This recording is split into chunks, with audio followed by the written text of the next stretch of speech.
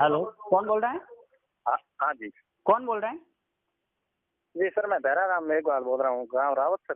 आपने फोन लगाया था, क्या बस कारण है आपने मेरे को फोन किया था? जी सर, मेरे साथ में क्या है, आबादी भूमि के अंदर रावसर गांव में 50 वर्षों से मेरा पुश्तैनी कब्जा था, जहाँ पर मेरा घर बना हुआ था। उस कब्जे में जी। तो मैंने क्या है, कई बार सरकार का साथ देते हुए सरकार की मैंने बाल विवाह जैसी सूचनाएं दी, जिससे मैं बाल विवाह से उस सूचना देने के कारण समाज से बहिष्कार भी रहा, पहले दी। जी।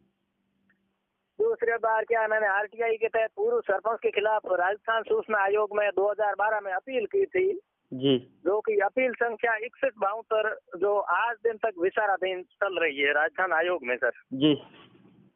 यह कि मैंने आरटीआई के तहत ग्राम पंचायत रावसर में एक महिला पर्यटक तनुजा चौधरी है, जी।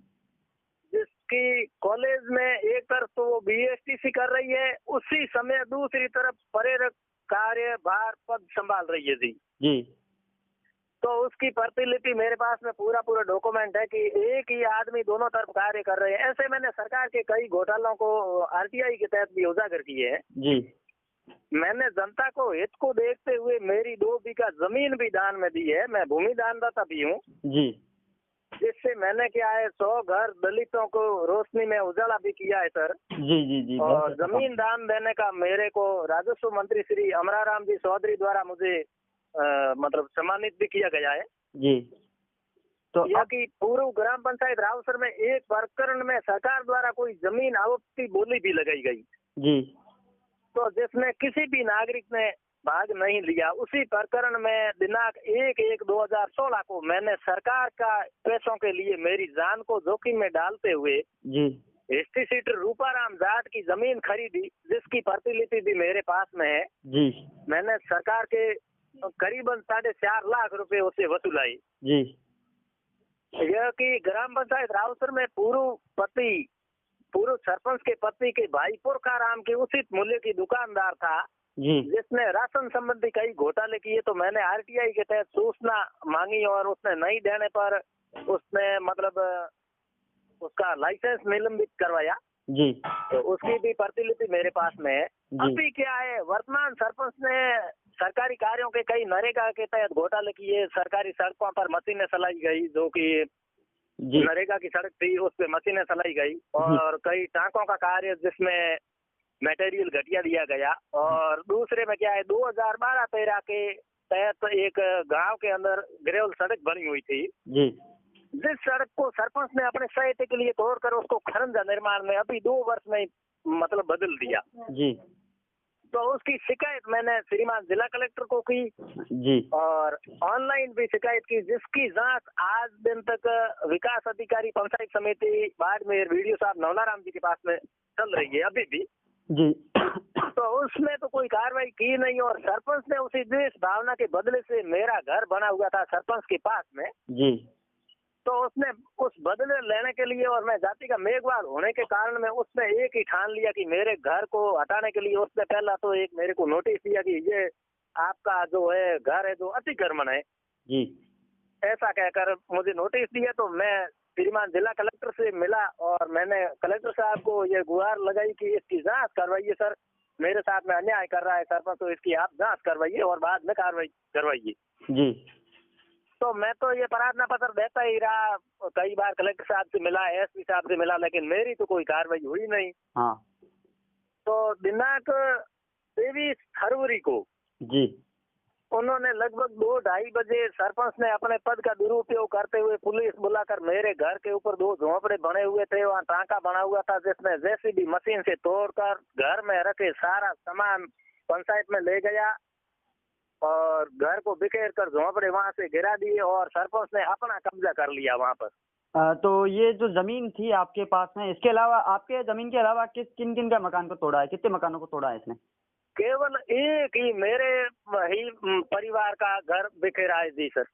इसके अलावा किसी और का मकान बिखेरा है? आपके आसपास में कितने घर है और कितनी दूरी पे है? मेरे उस सरपंच के पास नहीं है, मेरे पास में जो घर है बने हुए उसके किसी के नहीं, भीलों के है, जैसे कोई राजपूतों के, दर्जियों के वगैरह है। जी। तो क्या आपकी जमीन सरकारी भूमि तो नहीं थी?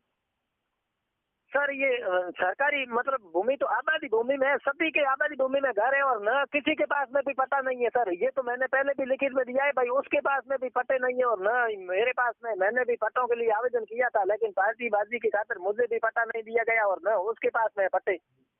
जी हाँ, तो मतलब सरकारी जो भी जहाँ पर मेरा कब्जा था, खसरा संख्या 532 है, उस भूमि की 22 बीघा जमीन है, जिस पर पूरा ही सरपंच ने कब्जा कर रखा है सर। मेरा तो वहाँ पर एक घर बना हुआ था जिसने बखेर लिया, पूरी जमीन पे सरपंच ने खुद ने कब्जा कर रखा है। ये सरपंच ने कब्जा कर रखा है?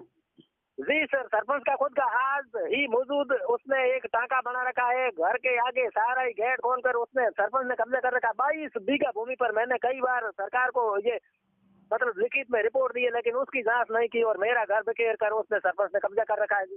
जी ऐसी बात है सर। हाँ। मेरे साथ में भयंकर अन्याय होने में कोई कमी नहीं रही है, क्योंकि मैं एक सच्चा नागरिक होने के नाते मैंने तो कई बार ऐसा सरकार का इतना सपोर्ट करने के बावजूद सरकार ने मेरी कोई सुनी नहीं है सर। तो अब आप क्या चाहते हैं इस मामले में?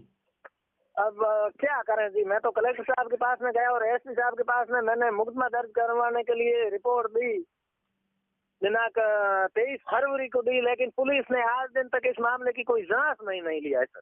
तो सरपंच तो बताता है मैं ईमानदार हूँ, किसी प्रकार का कोई घोटाला नहीं करता हूँ। रतन लाल जी जो चोपड़ा है वो बताते हैं मैं घोटाला नहीं करता हूँ, बावजूद आप कह रहे हैं कि वो नरेगा में घोटाले कर रहे हैं और टांका निर्माण में घटिया सामग्री का उपयोग कर रहे हैं।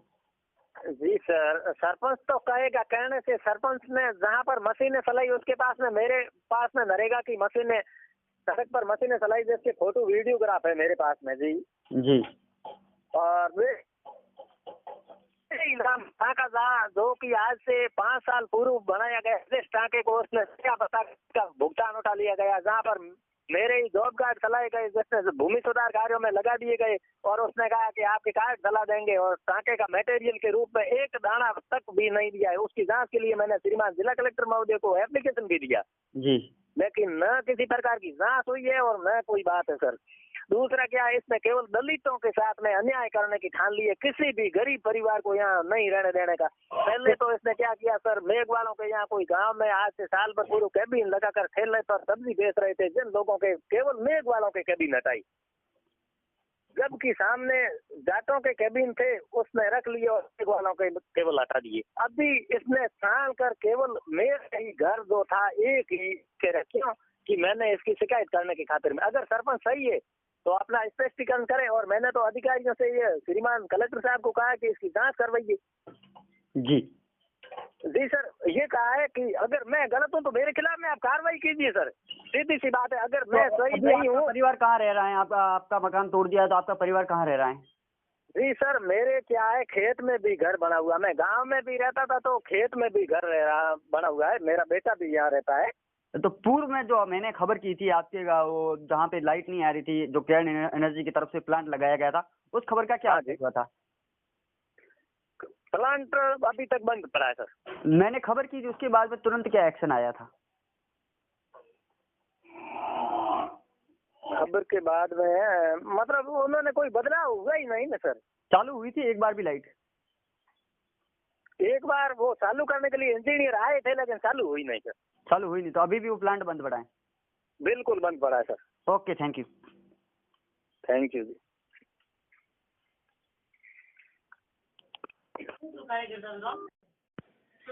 रावत